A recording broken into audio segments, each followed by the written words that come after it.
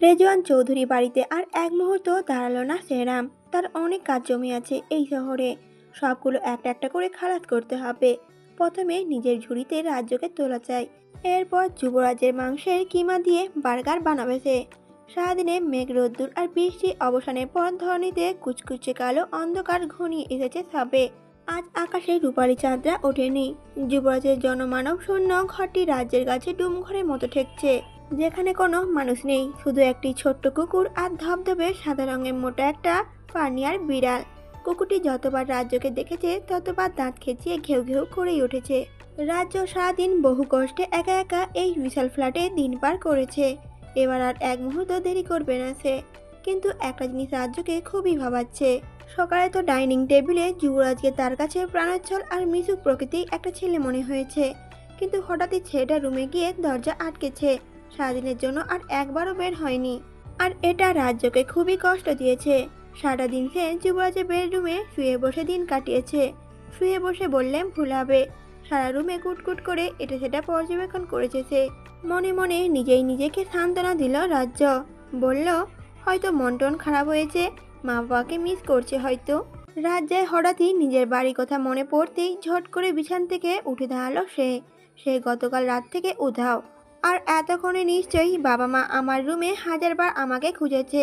আর any any যদি বাড়িতে গিয়ে আমাকে খুঁজে, তখন তখন তো বাবা আগুনে কেরোসিন ঢালার মতো করে জ্বলে উঠবে। নিজের বাবার রাগি রাগি মুখটার কথা মনে পড়তেই নিজের পোশাক টেনে টেনে ঠিক করে চুলগুলো ভালো করে বেঁধে যুবরাজের কক্ষের দিকে ধীর পায়ে হেঁটে চলল রাজ্য।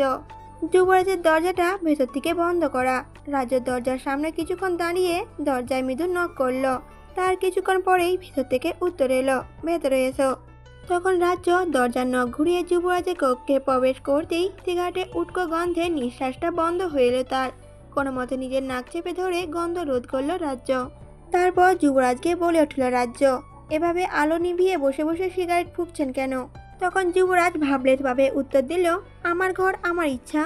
যুবরাজ গমগমে কথাটি বলেই আবারও নিকোটিনের ধোঁয়া উড়াতে ব্যস্ত হয়ে গেল। কক্ষটি এতটাই অন্ধকার যে যুবরাজের সিগারেটে আগুনের লাল রঙা ফুলিঙ্গ ছাড়া আর কিছুই দেখা যাচ্ছে না। দ্রুত ফুঁকে অ্যাস্টেজে অর্ধ খাওয়া সিগারেটে ঠেসে ধরে উঠে দাঁড়ালো যুবরাজ। এরপর পুরো রুম আলোকিত করে রাজ্যের উদ্দেশ্যে প্রশ্নবান ছিল সে, কেন এখানে এসেছ? যুবরাজের এমন প্রশ্নে রাজ্য কিছুটা লজ্জিত হলো।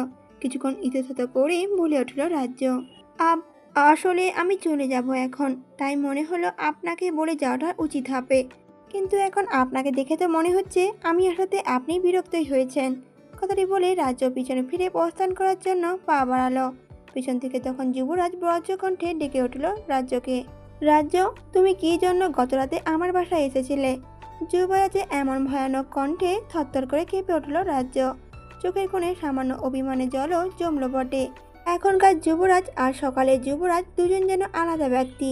এই যুবরাজকে খুব খুব অপরিচিত ভয়ঙ্কর ঠেকছে রাজ্যের কাছে। রাজ্যের ভাবনার মাঝে যুবরাজ আবারও বলে ওঠে, কি হলো, প্রশ্ন কি শুনতে পাওনি? দ্বিতীয়বার হুঙ্কার ছাড়ল যুবরাজ। রাজ্য নিজের চোখের কোণে জমে থাকা জলটা আঙুল দিয়ে মুছে শুকিয়ে যাওয়া রুক্ষ কণ্ঠ ফাঁকা ঢোক গিলে ভেজানোর চেষ্টা করল।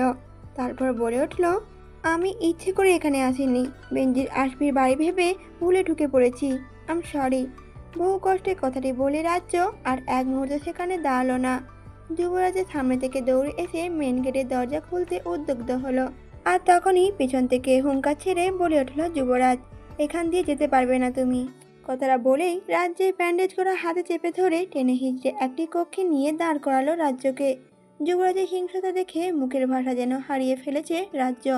কক্ষটি বিশালাকার দরজা খুলে যুবরাজ আঙুল নির্দেশ করে বলল, এখান থেকে ঝুড়ে ঝুড়ে নামবে।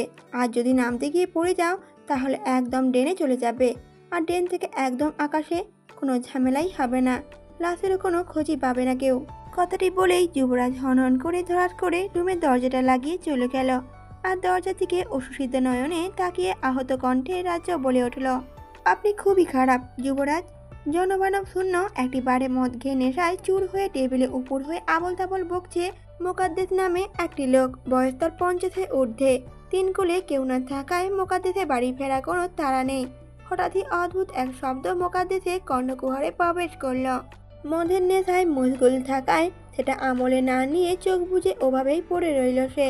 শব্দের মাত্রা ধীরে ধীরে বাড়তে লাগলো। এবার বেশ বিরক্ত হলো মোকাদ্দেস। কোনো মতে মাথাটা তুলে শব্দের উৎসের দিকে নজর দিল সে। মোকাদ্দেস এতটাই নেশা করেছে যে এক হাত দূরত্বে জিনিসও সে পরিষ্কার দেখতে পাচ্ছে না। তবুও দুই হাতে চোখ কচলে বোঝার চেষ্টা করলো সে কে শব্দ করছে। সামনে দাঁড়ানো মৃত্যু দুধ তুলল মানুষটিকে দেখে মোকাদ্দেস সকল নেশা সেকেন্ডের ব্যবধানে কেটে গেল। সামনে দাঁড়ানো লম্বা চওড়া শক্তপোক্ত মানুষটির হাতে বিশালাকার এক হ্যামার। মেঝের সাথে ঘষে ঘষে টেনে নিয়ে আসার কারণে সেই হ্যামার থেকে এমন বিকট শব্দ আসছে। টেবিলে ভর দিয়ে বিস্ফোরিত চোখে দাঁড়িয়ে গেল মোকাদ্দেস। তার সামনে দাঁড়ানো আগন্তুককে দেখে মোকাদ্দেসের হৃৎপিণ্ড বুকের খাঁচা ভেদ করে বেরিয়ে আসা উপক্রম হলো। পানি পিপাসায় বুকের ছাতি পর্যন্ত খাঁকা করে উঠল তার। হাতের কাছে উল্টে পড়ে থাকা মদের খালি বোতলটা টেবিলে বাড়ি দিতেই ঝনঝন শব্দে চারপাশ আলোড়িত হলো। সেই শব্দে মোকাদ্দেস নিজেই ভয় কেঁপে উঠল। রাতে অন্ধকারে আগন্তুকটি বিদঘুটে হেসে উঠল। এই হাসির মানে মোকাদ্দেস জানে, কিন্তু কিছুতেই দুদিনের ছোকরার সামনে দুর্বল হবে না মোকাদ্দেস। দরকার পড়লে নিজে মরা আগে এই মদের ভাঙা বোতলের টুকরো এই জানোয়ারের বুকে গেঁথে দিয়ে তবেই সে মরবে।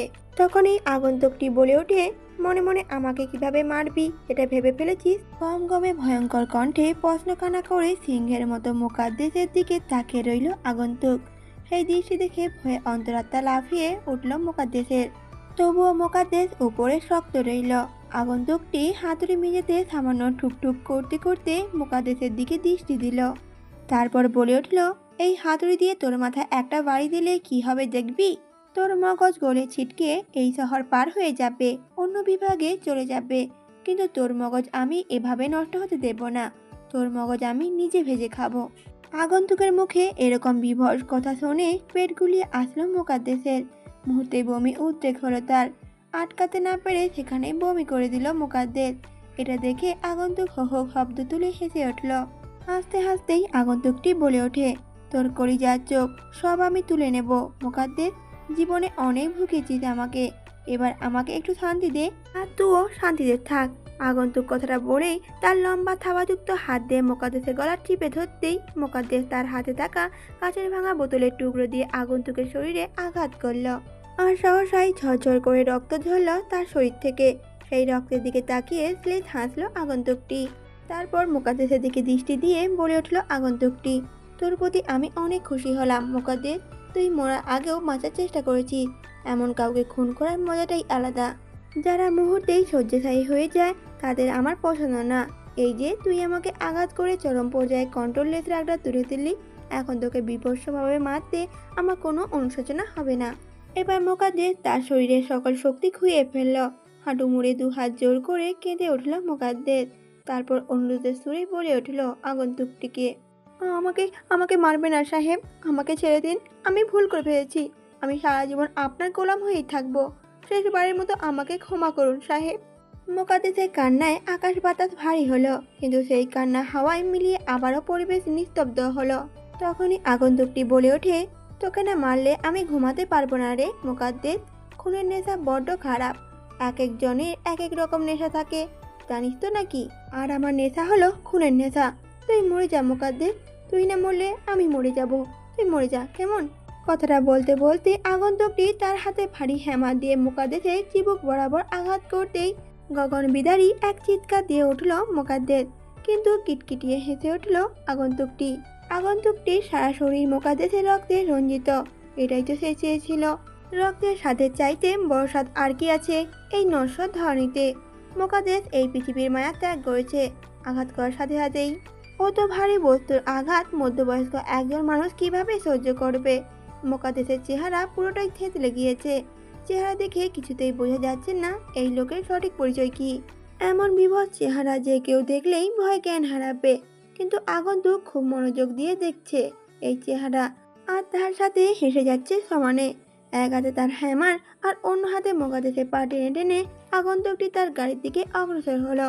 গাড়ির দিকে অগ্রসর হতে হতে বিড়বিড় করে বলে উঠল আগন্তুকটি, এবার লাশটার সকল অর্গানগুলো খুলে নিলেই কাজ শেষ। চারিদিকে মিষ্টি মধুর ফজরের আজান হচ্ছে।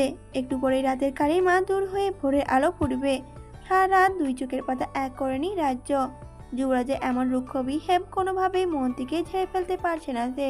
তারপর বিড়বিড় করে বলে উঠল, কিছু তো একটা আছে, তবে কিন্তু কিছুটা কি সেটা আমাকে জানতেই হবে। ঝটপট করে বিছানা থেকে উঠে ফ্রেশ হয়ে অজু করে নামাজে দাঁড়িয়ে গেল রাজ্য। নামাজ শেষ করে ল্যাপটপে গুরুত্বপূর্ণ কিছু কাজ সারতে সারতে 7টার উপরে বেজে গেল। ঘড়িতে সময় দেখে দ্রুত ওয়াশরুমে চলে গেল রাজ্য।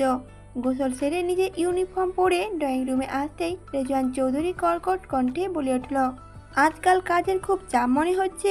রাত দিন মিলেও বাসা আসা ফুসরত পাচ্ছ না তুমি। রাজ্য জানে তার বাবার এমন আচরণের মানে কি।